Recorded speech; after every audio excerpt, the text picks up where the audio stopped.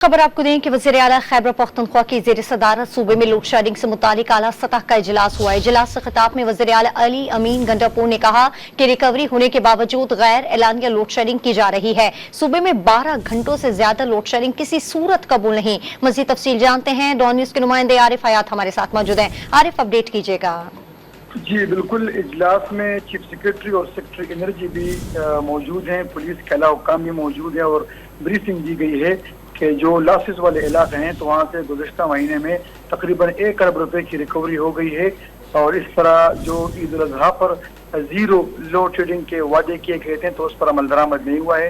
बेशतर इलाकों पर 12 से लेकर 18 घंटों तक लोड शेडिंग की गई है। ईद के दौरान 1 मई से गैर एलानिया लोड शेडिंग के खिलाफ अभी तक 81 एहतजाजी मुजाहरे हुए हैं और इसमें सूरत हाल बेहतर न होने की वजह से जो अमन व अमान के मसाइल है तो उसने भी संगीन रुख इख्तियार किया हुआ है।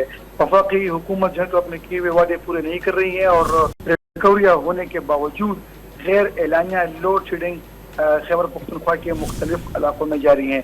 जो लॉसेस वाले फीडर हैं वहाँ पर भी हैं और जो लॉसेस वाले नहीं हैं तो वहाँ पर भी लोड शेडिंग का दौरानिया 10 से लेकर 14 घंटों तक हो गया है, जिस पर ये बात की गई है कि 12 घंटों से ज़ायद लोड शेडिंग किसी भी सूरत कबूल नहीं की जाए। वज़ीर आला खैबर पख्तूनख्वा की ज़ेर सदारत आला सतह का इजलास हुआ। तफसील हमें अपडेट करते आरिफ हयात, आपका बहुत शुक्रिया।